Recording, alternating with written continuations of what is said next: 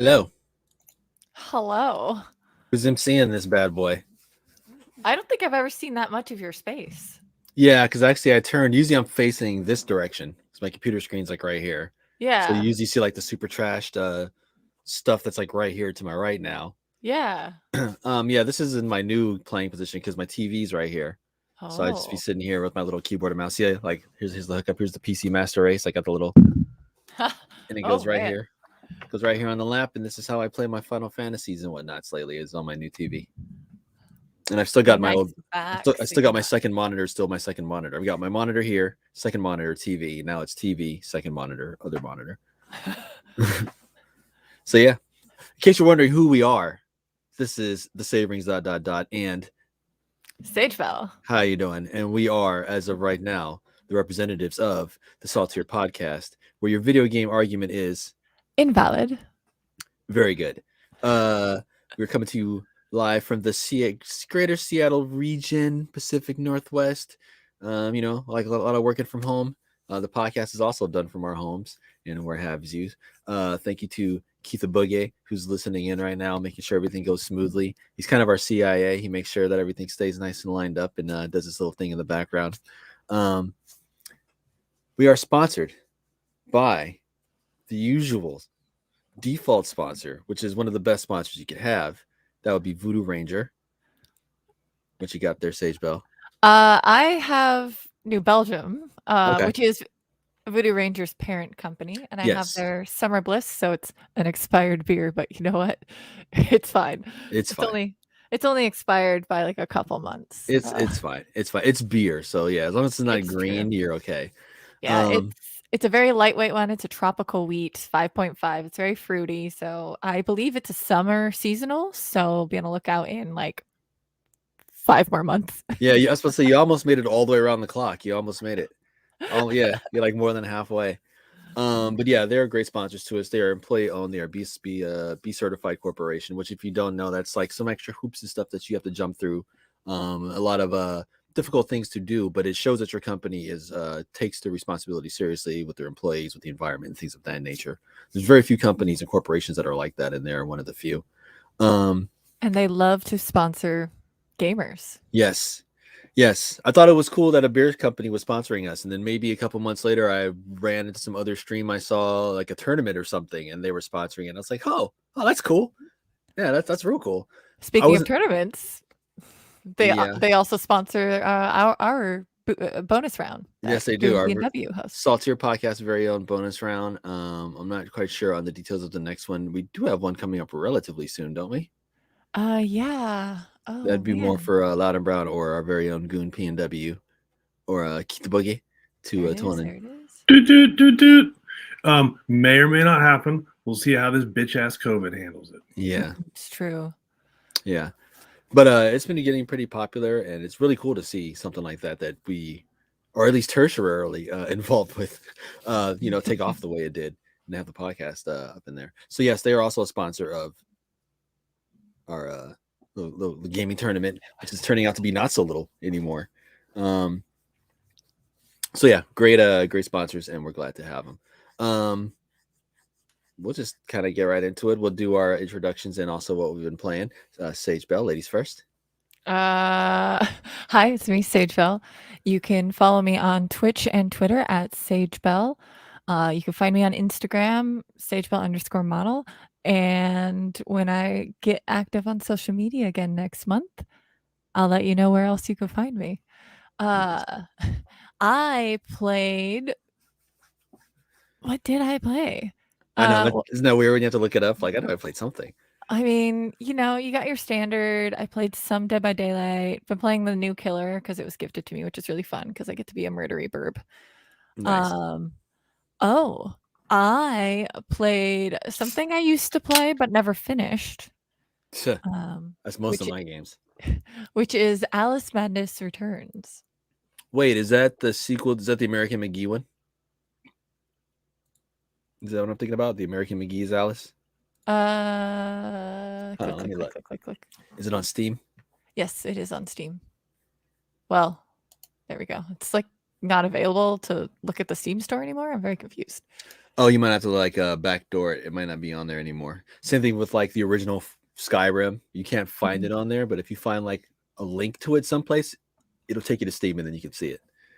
Yeah, I can't click on the store page from the game. Okay, that was Madness Returns. I'm pretty sure. Do I own that game? I probably do. Probably. Alice. Yes, Alice Madness Returns. I am much better at the game this time around. When I first played it, I played it on my laptop with a controller that didn't connect very well. Nice. So I did terribly. And now that I've been playing like controller games more, I'm actually doing okay. I haven't died yet, and I might have one or two like themed levels to catch up on to where I left off. So I think I need to go underwater and bugs. I think this is a sequel to the Madness Returns one because there was one called Alice Madness Returns. That's the one I'm playing. Is that ever? That's this one? Yeah, Madness Returns. Yeah. Madness Returns. Okay. Yeah, that's the one. Originally, it came out in like 2000, 2001, 2002, maybe. Forever. Yeah, and I played that on this Dell Inspiron laptop that I had, and it was pretty good. And I'm looking at my Steam for it right now. The last played October 25th, 2011. It looks like it moved officially to the Origin platform. You know what? This is the game that made me discover that if you owned a game on Steam and you opened Origin, they'd give it to you and vice versa. Because I had this on Steam, and then Origin was brand new. I got it to play like Battlefield Bad Company 2 or something like that. And I opened up my library thinking Bad Company 2 was going to be the only thing in there. But then like Alice and like something else showed up in there too. And I was like, oh, wait, because I have it on Steam and on here too? Okay. But yeah, I played this one like originally back in like 2000, 2001. It was really good. That's funny to see. It's the same game, huh? I also I tried to play Rain World, but I didn't have my controller plugged in, so it was a little too rough. Rain World. That sounds familiar too. It's a 2D puzzle game. I have that game too. I'm looking in my library. It's very cute. You're a little like blobby thing. I see you right here. Sage Bell played Rain World for the first time, January 7th. For 9 whole minutes. Nice. Yep. And then I was like, I need a controller. I can't do this. I see this one actually does have a store page, so that's good. And on Friday, oh yeah, you looking at it? Yeah, this looks grim dark. I like this. It's nice. It's not scary. It's like, but it is like it's a dark theme. It's kind of and it's a puzzle, but it's got some weird aspects to it that it just doesn't make sense on a keyboard and mouse the way the controls are set up, and you can't change them. Yeah. So it's definitely supposed to be a controller game. This one, you guys, for those that are seeing it, it's available on Steam, and I'm assuming probably some other platforms. It reminds me of Limbo. It's like that type of game. So yeah, if you're into that or anything like that, yeah. No mysterious spider murders. I haven't died any weird way yet, but I've only played 7 minutes, so. Yeah. These types of games are really popular, like mid 90s to about mid 2000s. There was quite a few of these, like the Oddworld games and Another World, and what was the other one? Flashback on the Sega Genesis and stuff like that. Turrican, which is also a Blizzard game, was also like that as well. Yeah, I remember that name on the Super Nintendo. And there's this one streamer who's Seattle local. His name is Viking_blonde. He is a British streamer who lives in our area. He's hilarious, and he did Shark Week. So he's terribly afraid of sharks. Like that's his irrational fear. Okay. Whatever that phobia word is, that's his phobia. I mean, I don't blame him. They're kind of scary sometimes. But because they moved and he didn't have internet for 2 weeks, as like a fundraiser to make up the deficit of not having an income for 2 weeks and getting like screwed out of a bunch of money because of movers and shit.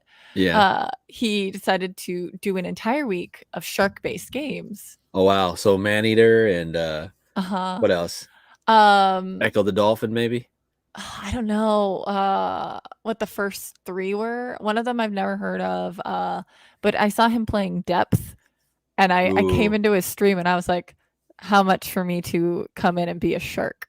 Now, is it sharks specifically? Because if it's not shark specific, another good game would be Subnautica. He's played Subnautica. Not a problem with that one. Yeah, Okay. no. But he It's- played it's- something that looked like Subnautica but was shark based. Okay. I actually looked at Maneater the other day. I was looking at my library, like I need to actually play some of these other games, and I haven't installed. Yeah, I saw a friend of mine playing it on his PS5, and I haven't installed, but I didn't get to it. He was like, "This is bad. I'm starting to sympathize with the shark. I shouldn't sympathize with the shark." I was like, but you will. What was that movie? The Shark Tale, though. Is that the one with Will Smith? Yeah. It came out on. It's like the DreamWorks version of Finding Nemo. And don't they like sing about going to the car wash or something? Something I can't remember. I never saw it. But so I jumped in on a stream when he was playing Depth, and I came in as a killer, so as a shark. Mm-hmm.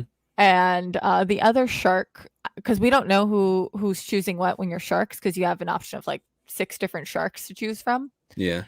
We both managed to choose the same type of shark, which is a goblin shark, and goblin sharks can send in ghost sharks, so they can send in fake sharks before they go in.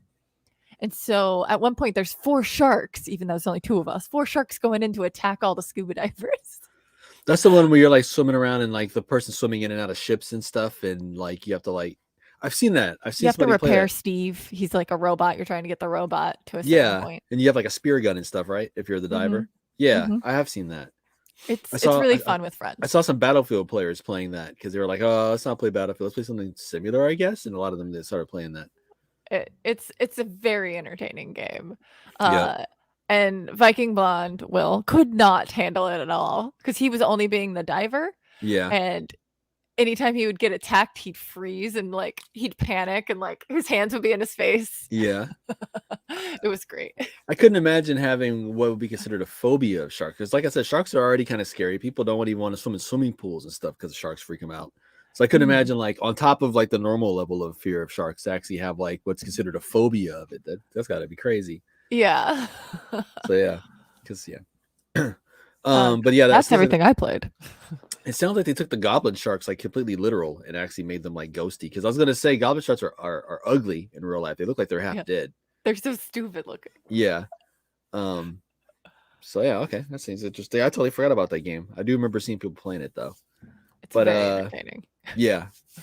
But hi everyone, this is the Saberings ... I'll try to keep it as brief as I can. You could find me just around. I don't really be on like the socials and stuff anymore. But if you were to look for me, you wanted to subscribe and stuff, I am Midlife Comics on Twitter, and I am also V-Gaming. One is like for pop culture and stuff, and one is for video games. And then on YouTube, I guess I'm around. I'm on V-Gaming on there as well.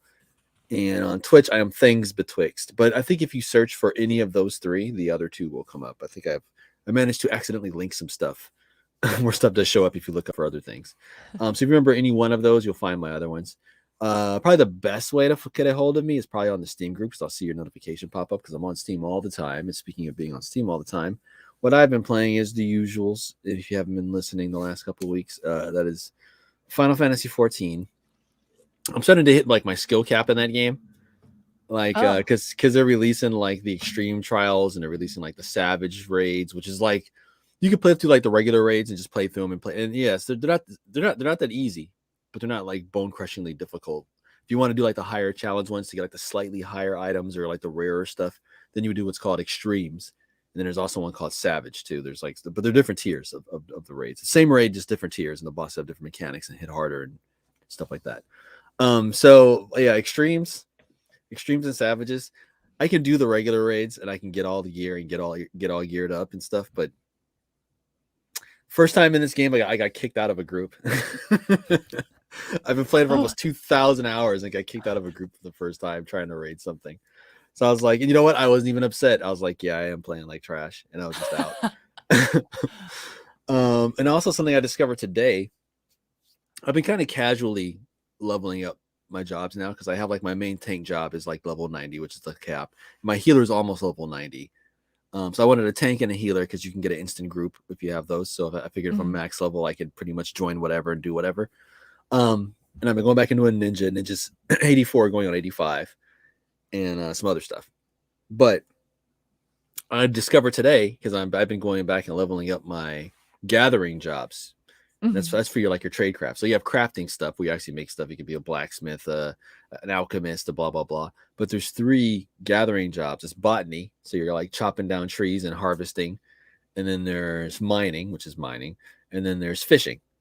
So and all those can level up to level 90. So I've been going back and doing that. But in the process of doing that, which is actually really fun and really relaxing, the crafting and gathering in this game has no business being as cool and as fun as it is, but it is. And it's really relaxing to do the gathering because you're literally fishing, you're literally running through the woods, chopping down trees and like harvesting stuff, or you're literally like exploring and you're mining and stuff like that. So it's like really relaxing. But I say all that because I discovered that your other jobs, your combat jobs, they have level 80 quests. Because I'm like running through and I see this guy with a little quest thing over his head with a little plus next to it, which means it unlocks something. So I'm like, oh, like what do you unlock? I'm level 90. Like, what do you unlock? So I walk up to him and it's like, oh, you got to be Dark Knight. Well, no, I recognize it's one of the Dark Knight quest givers, right? It is a really cool story. If you ever do play Final Fantasy 14, play up until at least level 50. And if you like playing a tank or damage dealer, pick the Dark Knight because each job in that game has its own quest line, its own players, storyline, everything. And the Dark Knight one's one of the better ones in there.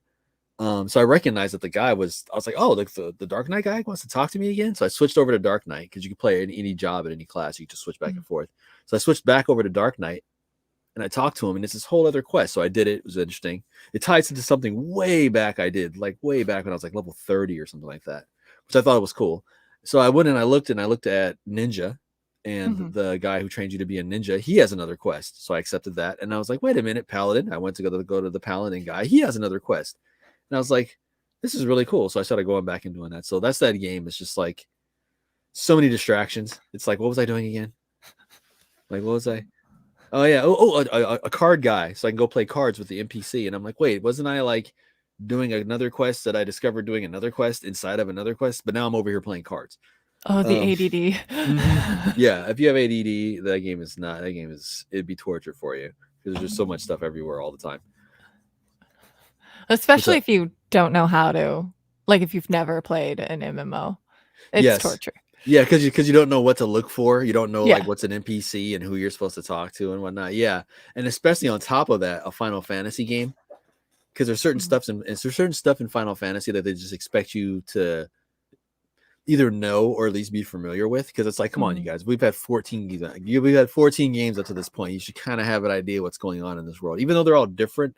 They all have similar themes, similar music, similar monsters, similar type people to talk to. So yeah, so it's like a double whammy. It's really fun though. So that's what I've been playing. And also I played a little bit of Stellaris, of course. And also Sage Bell. I should have looked this up. I was looking it up right as you said it. I have to look up to see what I was playing because I did play some other stuff. Let's see. I have 1,470 games now. I just did my humble bundle for the month. No, I guess that's all I have been playing. I played a little bit of Super Mega Baseball 3 because I do like baseball games on baseball video games, and that one was all right. I want to try to figure out how you can play a season and only bat or only be the pitcher or only be like because there was a game I used to love and I do want to remake this game. If I make one video game, I want to make like an updated version of this. It's a baseball game. But to let you play as one player, and it would simulate all the rest of your team in your season. You could just play as that player. They had a little story that went along with them. So Super Mega Baseball, it's okay. I had some technical issues at the beginning, but I got through it, and it's okay. And I played Startup Company, which is just how it sounds. It's just like a business simulation about a startup. Yeah, and it's really interesting, and it's super detailed. Holy shit, it's super detailed. So if I felt like falling into that game, if you've ever played Game Dev Story or Game Dev Tycoon or any kind of game like that, where you're, a little strategy game where you're building a company, this one seems pretty good. And it seems really in depth. I may return to it one of these days when I feel like getting back into it. But that's what I played this week, and I ate up a good 22 minutes. Let's do it. Yeah.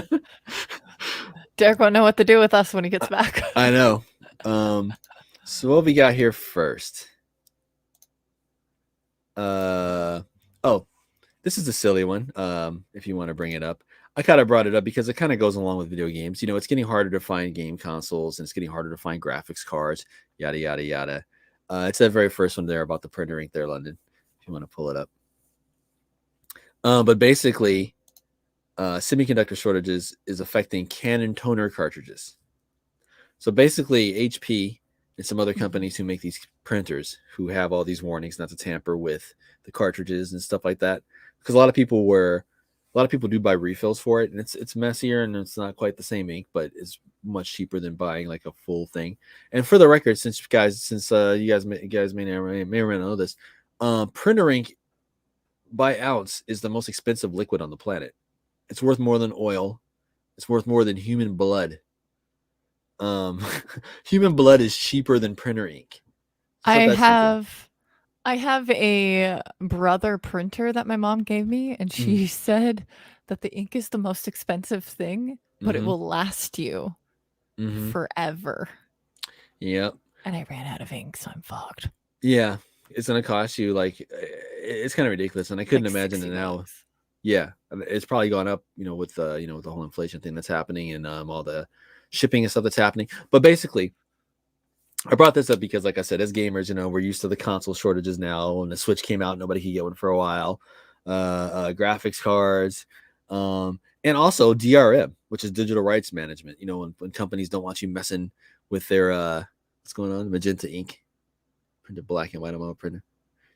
Ran out of magenta inks, and you couldn't print black and white without magenta. Bullshit. Brilliant. I hate having to yell at the printers. You're out of cyan. What do you mean? Yeah.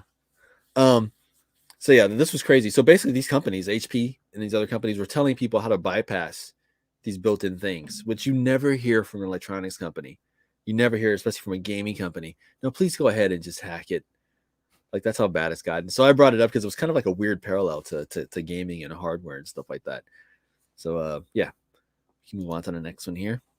Oh, this one was yours here, Sage Bell, and it's also very relevant on here because I have played this game before. So this is a little video clip of the changes of what Genshin Impact is receiving. In China, they're permanent changes, but in the US, they will be alternate skins. So 4 of the characters are getting more conservative skins.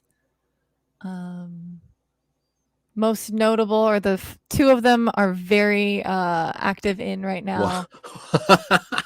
It's like the 1920s right there. Like, don't you dare to show those ankles, girl. So anyone who's in a leotard is now in shorts. As you can see with Jean, her tits are covered. I see. So there's no cleavage. It's hard to tell on her other than that. Here you can see she has shorts now instead of a leotard. Yeah. And then there's no changes on this one yet, as it says, so you don't really see much of a difference yet. And then here, look. Oh yeah, there is. You can't tell. Like, they covered up a little bit of her thigh right here when it rotates. Well, this one now. The tippy top of the thigh. They got rid of her leotard or her legs, and she's wearing like a skirt underneath. People want to say stuff, but we're not very far behind them. They're about 10 years ahead of us, if even that. The way things are going. I think.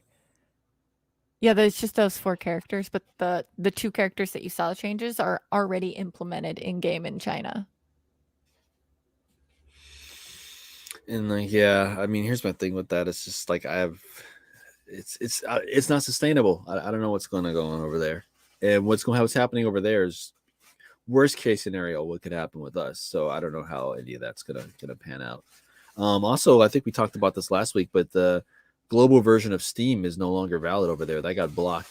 Oh, yep, yeah. Yeah. So this is kind of like right in line with that. What's hilarious is not hilarious. That's not the right word. But the last international, the one, the last big Dota tournament that they had pre-outbreak, pre-COVID, was supposed to take place in Shanghai. And they made this whole big thing out of it. And it was supposed to be at the Mercedes-Benz Dome over there. And then 2020 happened. And then, yeah.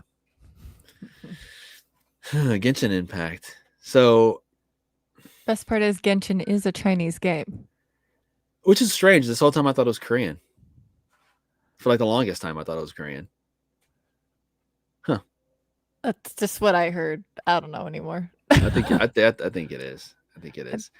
it's a pretty cool game for what it is. I stopped playing it because I started running into those gacha mechanics like almost right away. Not almost right away. I got about 20 hours into it before I started like, okay, all right, here's where you want me to start getting. And you don't have to. You don't have to, but yeah. I have a large group of friends who don't, and they're trying to get me to get into the game. But at first, I have to get the cables for my 8 terabyte here, so I can have a new hardware hard drive. So you chat it up. I see. Because I'm out of RAM because I only have like not RAM, but disk space because I only have like 4. Oh, 4 okay, terabytes. yeah. You only have 4 terabytes? You have that Yeah. full? That's right, Yeah. because like you do like captures and stuff too, don't you? Oh, I save my photos on like external hard drives. Okay. All my photos and videos are external. Okay. More disk I space think is always good. Yeah, I don't really know what's up. Sometimes I think it's just computer. Computer's getting old. Computers. Newest announcement that like has a lot of streamers or people who have Discord kind of like having to scramble and change everything. So a popular Discord bot, the Me6, just announced that they're going to have NFTs. What does that even mean? They will have 16 million communities use Me6. I scrolled to the wrong one. I'm trying to figure out so a Discord bot says that they're going to have NFT. What does that even mean? So they're going to have a set of 8,888 unique one-chain generated NFT avatars. Okay. Oh, so they're avatars? The avatars are going to be NFTs? Yeah. Ay, caramba. Each Me6 avatar holder will get a free $Me6 community token. Oh, no, let's see this. When the Me6 marketplace will launch. Each holder will get a portion of the transaction fees that happen in the community token platform we're building. With our first NFT drop. Like they try to make it sound so casual, like, oh, we're doing a toy drive. We're running to the store to run some errands. Here's an NFT drop. Like it's no. And this is so many points of failure. Like this is dependent on Discord, right? Mm-hmm. Sorcerer Finch is saying it's already been a game changer. So many servers have already taken advantage by uninstalling Me6 from their server. Yeah, I was gonna say, what even is this? Stop trying to make the NFTs happen. The technology behind it is great. It has its purposes and stuff, but stop trying to like make it like a mainstream thing. Yeah. People are gonna. This is bad. This is like junk bonds. That's what it is. Like or like whatever big thing that people were doing that turned out to be junky at the end. Yeah, this is a weird thing that we're watching. It is unravel for us. It is. That's so strange. So it's dependent on Discord, which is dependent on other factors outside of Discord's hands, which is dependent on the internet, which is dependent on regulation, which is dependent on power. Like there's so many things before it that could just fuck up and just take your money. Like, I don't understand it. And things like that are like that in life too. But yeah, there's way fewer points of failure. It's Beanie Babies, except Beanie Babies can sit on a shelf. Yeah, and a Beanie Babies craps out. Yeah, you lost your money, but you still got a collection of Beanie Babies. Like you still got something to show for it. You can give it. You can cuddle it. Yeah. You can curl up and cry with it over the money that you lost investing in Beanie Babies. Okay. So yeah, because I see that bot pop up all the time, and I'm like, okay, I didn't know that it was a popular Discord bot. Okay. All right. Well, what's Sega talking about doing while we're talking about NFTs over here? Sega needs to like not say anything. Sega is promising to avoid NFTs if gamers think the money making is a scheme. Like that it's a money making scheme. I can sentence. You can sentence. You sentence very well there. Yeah. So Sega's not going to do it. Okay. All right. Well, Sega's trying to take the good guy route. Good for them. Sega's been doing pretty well in the last since they moved out of hardware. It was kind of weird to see them just move right into publishing, but they own several companies and several developers and several properties that do very well for them. But they're still Sega, And you're right. They need to probably watch. They need to probably watch what they say and try to be the good guys here. So that's good on them. Maybe that's what that is. Maybe they're like, hey, we're not doing it. Hey, we're Sega. You guys know us, right? Player so and so this month coming out on the Switch or whatever. Like we're It good. looks like back in November they expressed interest in experimenting with them, but enough the community was like, no. And then they probably saw No. Square Enix last week and saw who else was trying to get in on it, Ubisoft. So they're probably like, nope. Maybe in like 6 months or a year, if somebody does it and it's like not the worst thing in the world, they'll try again. Yeah, we'll see. So a lot of people were asking, what's the deal? Why do gaming companies want to get in on this? Because they can't go in there and mess with the value of things. That's completely player driven. But what they can do is when you buy and sell things through their store or through their game, they can't take a commission, and that commission's real war money. So you figure you get a couple thousand, couple 10,000, couple 100,000 people doing it all day, all night, and you're making even like a penny on it. That's still a lot of money for doing nothing. Yeah. So that's why they want to get in on it. Remember when, the way to make money was just drop a really shitty mobile game? Yeah, what happened to those days? Yeah.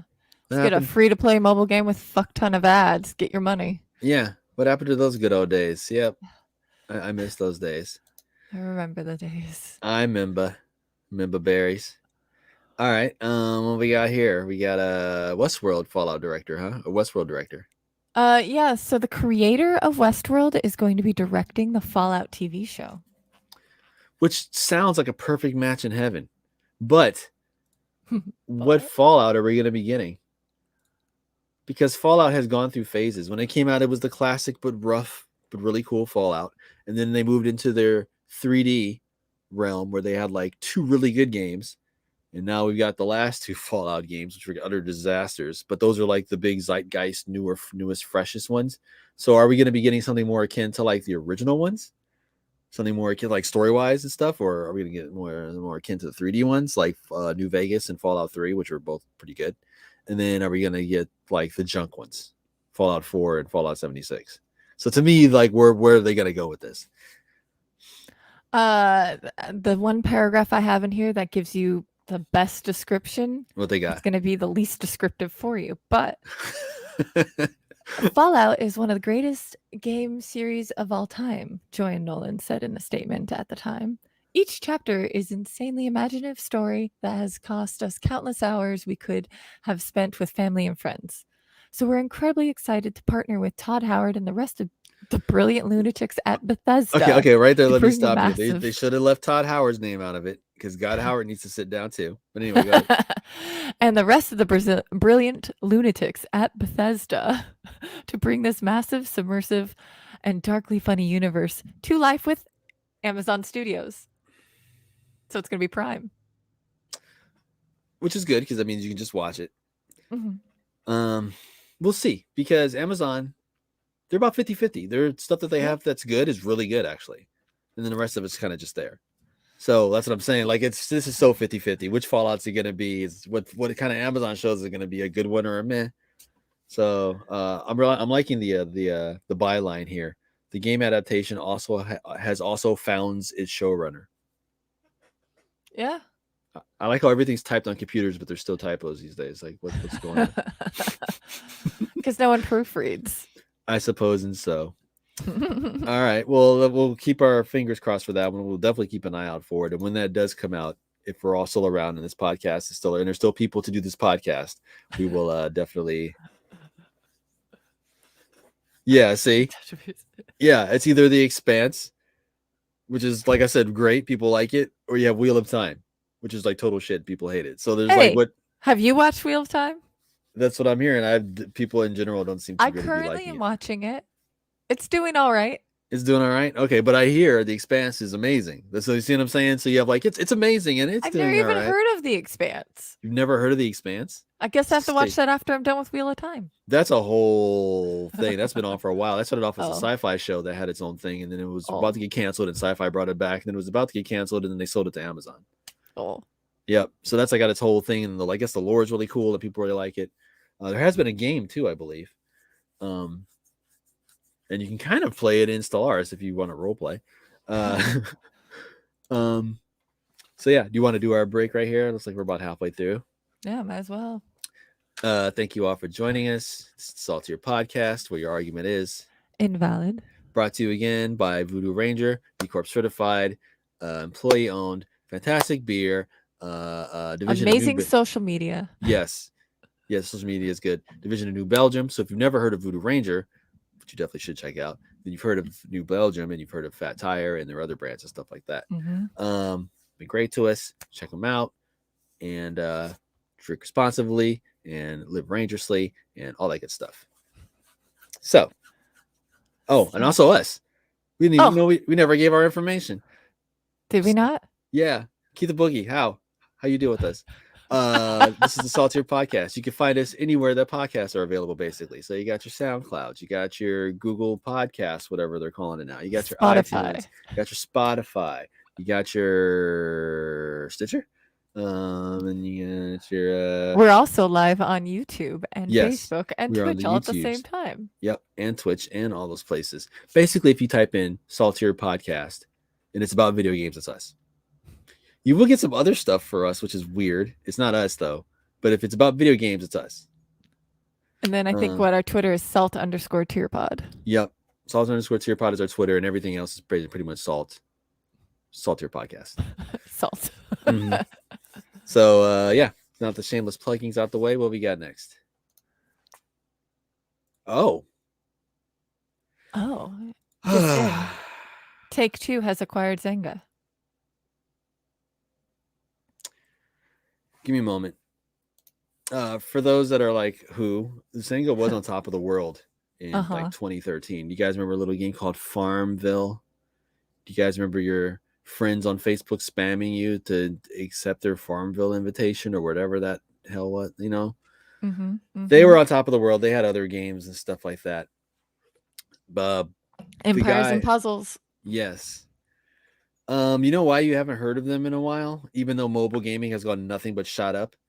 The guy who was in charge of the Xbox One, Don Maddock. The guy. If you really want to see what's up, there's an excellent 6-part documentary on Xbox's YouTube channel that's like the whole history of Xbox, including the Xbox One, and then they cover this. How many of us remember the fantastic Xbox One unveiling, where they talked about TV and live services and TV and live services and TV and oh yeah, this plays games. Okay, bye. The guy who did that, Phil Spencer's predecessor. We'll talk about Uncle Phil here and a couple more articles. His predecessor, the guy who pretty much snatched defeat from the jaws of victory for Xbox in the last generation. He went and became CEO of Zynga after he blew up Xbox. So if you're wondering what happened to Zynga, he happened to Zynga. So they were everywhere. Remember, they were buying up all this stuff back in 2012, 2011, 2013. Zynga was everywhere. Farmville was just eating it up.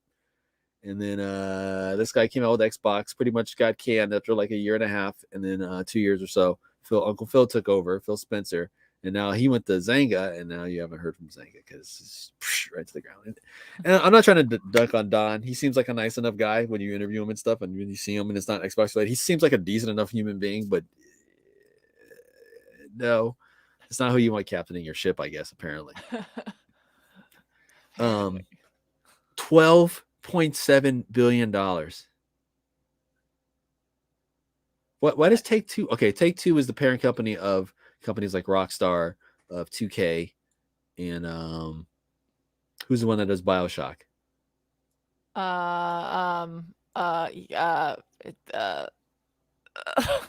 You know what I'm talking about? Yeah. I forgot the name of the company. Oh my god. Whatever his name, Levine's company is. The guy who just got thrown under the bus. Okay, Irrational Games. Irrational Games, yes.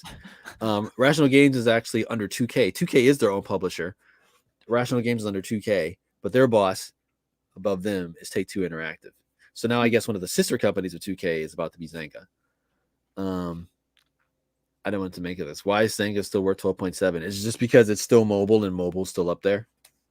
Is that what's going on? Because I haven't heard. What's up? I was going to say Take-Two went down $21 in the stock market Today? Yeah, Take-Two, yeah. After announcing this? 13.13%. Wait, so they announced they're gonna buy Zynga and they dropped 13%? Uh-huh. Because everybody's probably like, what? Why? Zynga's dead, and especially for $12 billion. You should be able to get a deal out of Zynga because they haven't really been relevant. But that's not to say they haven't been making hand over fist. So who even knows?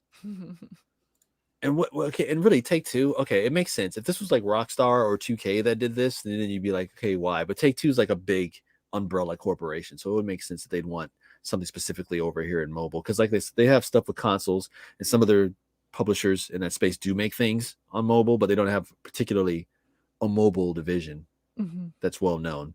And Zynga is technically well known. All right, let's see what comes of this. Is Farmville going to be second coming of Farmville? Yeah, is that what's going to happen here? Are they going to like get Rockstar to work on a Farmville game and make like a Stardew Valley type or GTA? They like what?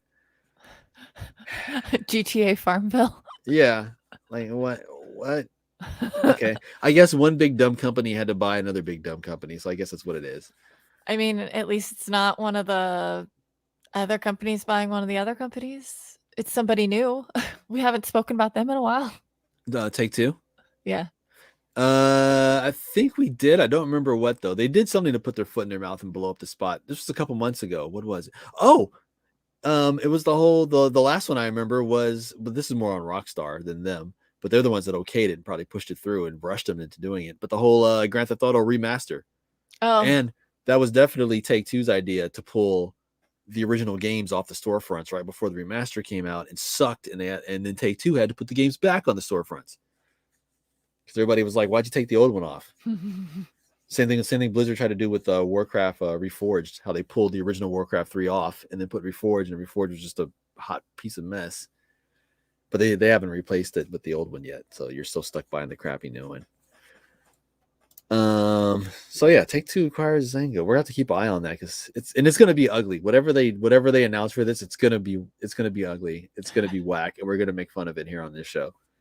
Yeah, the transaction is expected to close June 30th next year. 2023. Yeah, it says first fiscal quarter of 2023. Okay. So that would be this year, I guess, technically June 30th, 2022.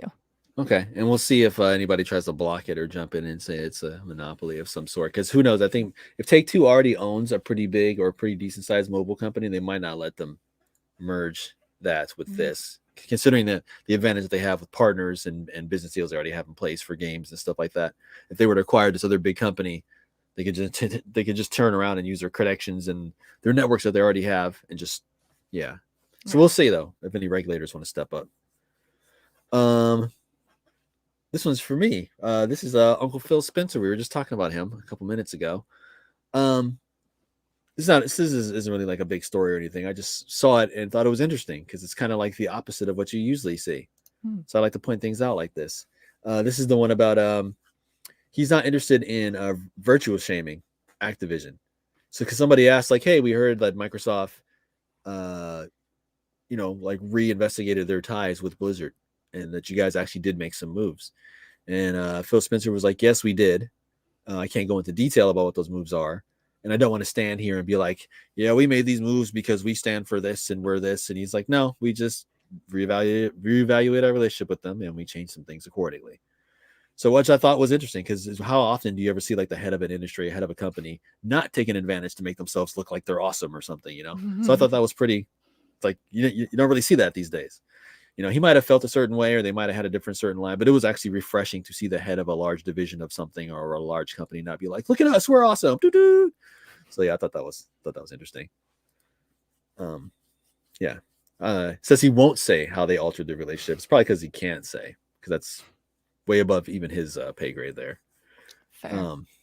So like I said, like not a big reaction, not a big deal. But in this day and age, it's weird to see a company not be like, look at us, we're great, wee. So yeah, I thought that was pretty cool. So that's about it for that. Keith the Boogie, did you do your due diligence in the last 47 minutes there? So I did a little bit, but here's the thing. I'm not a finance guy, so I don't understand this shit at all. Well, I'm sure between the three of us, we can muddle through it. So let's go. Okay, so what's going on is so GameStop announced NFTs according to an article in the Wall Street Journal. Now, that in and of itself, there's all kinds of things you can think about that. You'd be like, oh, they're trying to get in on it. And it led a rally. You know, the stock price went up like 30% after the announcement.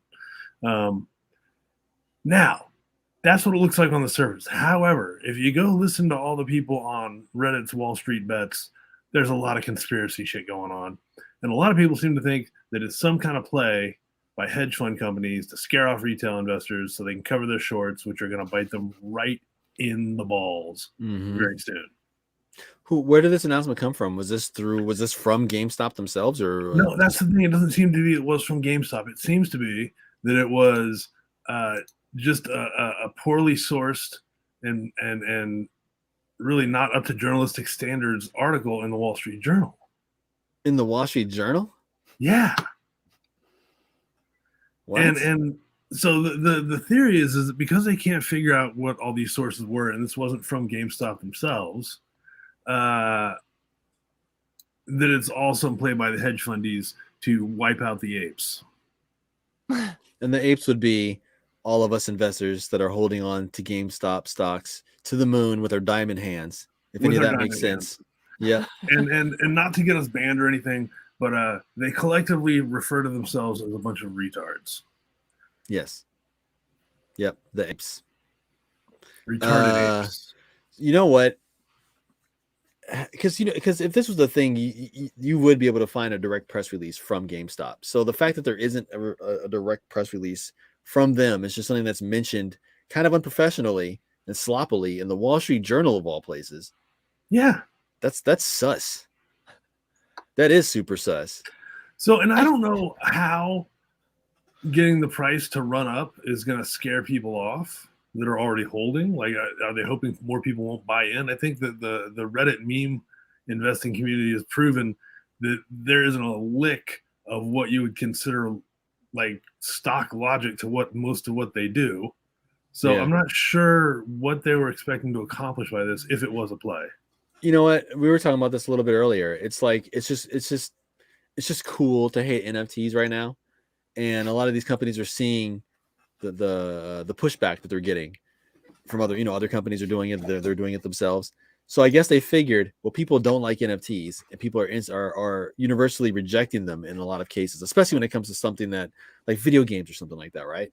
So I guess they figured enough people would be like, oh, screw that. Like, now I'm out. Now you're messing with NFTs and I'm not with that. So they figure enough people would start selling it off that it would drop the price just a little bit. Because remember, these hedge funds are dealing in the millions of stocks, like not like the 40 stock that I own, the millions of stocks that they shorted, that's not theirs, that they borrowed from someone else that they have to pay back.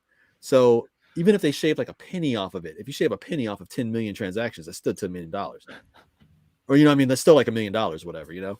So it all adds up. And I guess they were trying to get it to budge at all anyway in a downward thing. And to do that, you have to get people to massively sell it off. So I guess they were like, yeah. So I guess they were just trying to be like, well, people reject NFTs. So if we put GameStop as doing NFTs, enough people might reject it where it'll lower it like 0.5 cent. That'll save us $500 million because they're in the hole for infinity money if this stuff comes back. But so, GameStop's its own meme already. They're lying, cheating scumbags who play the system, and somebody figured out about it, and now we can cut their collective gonads off. And I hope that we do. Yeah, and the best way to do that is if you own GameStop stock, hold it. Even if you take the biggest of L's on it, hold it because it's yours. And at some point, they're going to need your stock back to pay back the people that they owe. They're going to need your stock back, so it's going to happen eventually. And if you see it go low, which I saw it down to like 131 today, if you see it go low, grab some if you can, and just hang on to it because who knows, 5, 10, eventually that money that they shorted, they have to pay it back. They have to. And if the government bails them out, they can't because that would screw up the market. So unless they want to bail out all the hedge funds and the rest of the market, they can't really do it either. So eventually they're going to do it, or else these companies are going to owe infinity, and that's not a joke or euphemism. They're going to owe infinity money back. So your stocks will be a lot of suing people coming up. So in theory, your GameStop stock could be worth infinity money one day. because they're gonna owe it back. And listen, just the chance of bending those Wall Street pukes over a toilet and just giving it to them. Just knowing that Should be they worth had to the go money. out of their way to plant this false story if it ends up being false or whatever. Just knowing that they had to go out of their way to do that alone is worth it. There is a Giga Chad somewhere in New York City with cocaine hanging out of his nose who is dry humping his couch in a rage because these stupid apes won't sell GameStop. Oh yeah. Think of him and hold diamond hands. Yeah. Who are these dudes? I saw this YouTube short the other day, and this guy was like, "Yeah, I got like 9 cryptos, I got like 6 apes, and or what did he say? He said like 6 something, and it was like some. I'm like, what the fuck are you talking about, dude?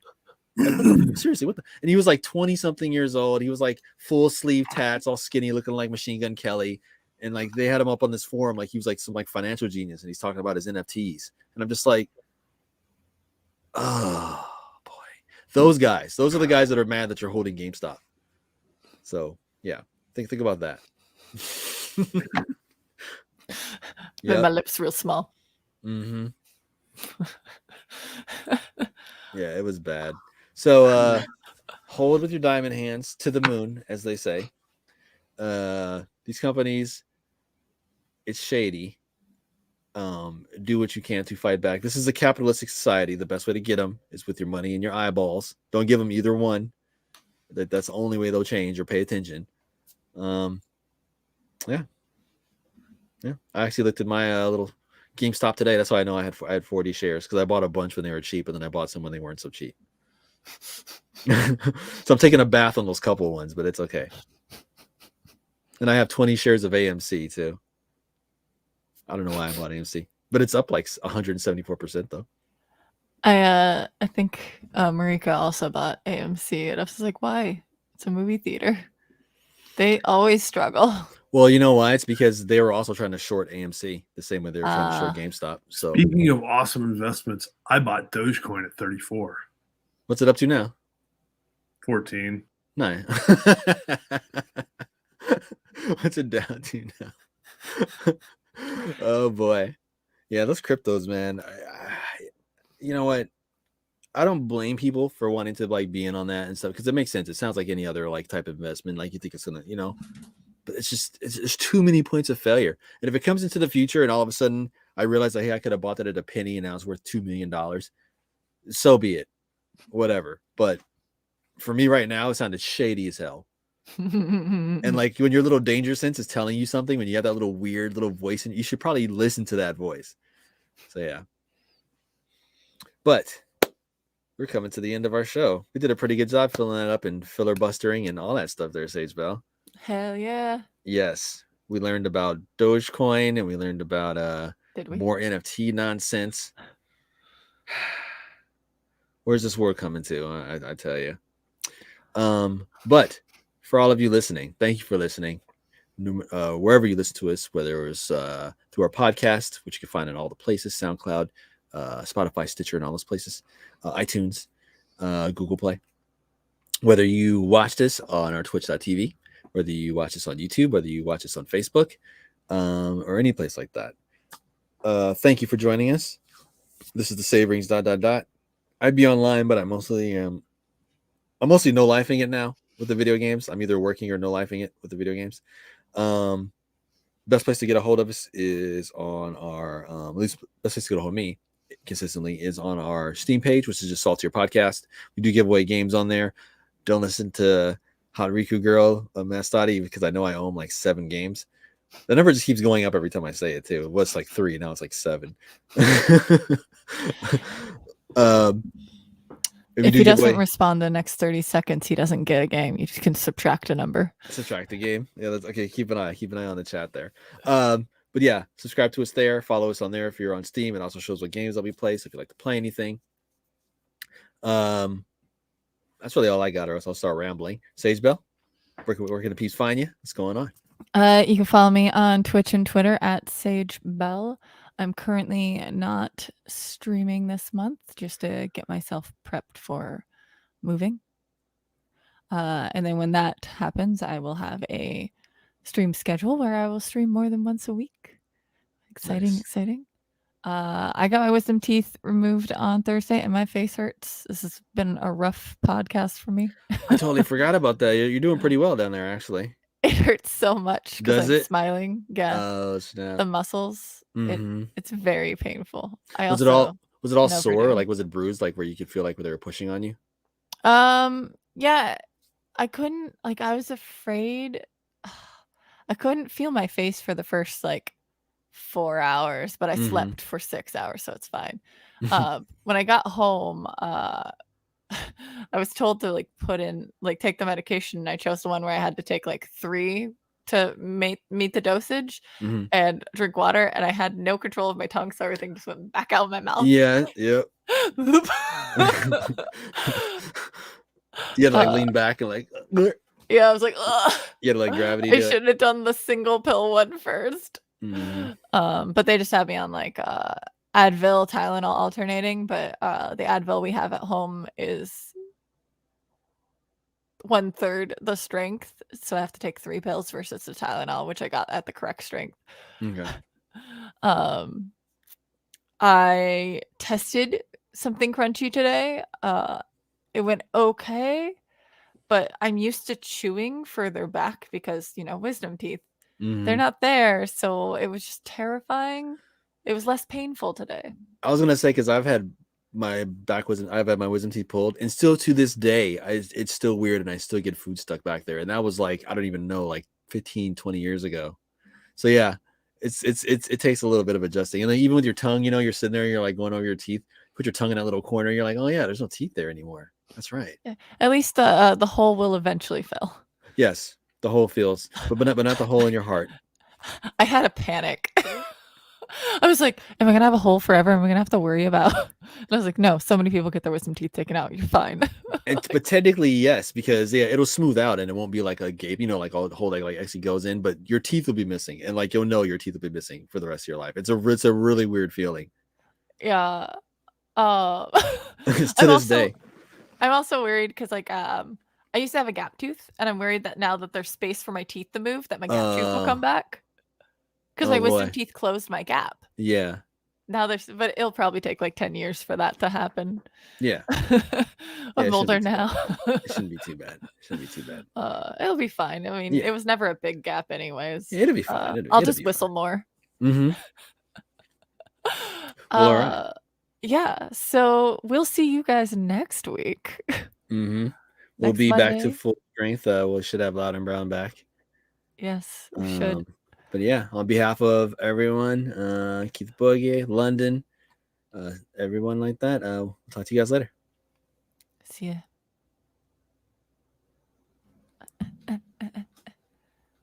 Stay salty. Yep.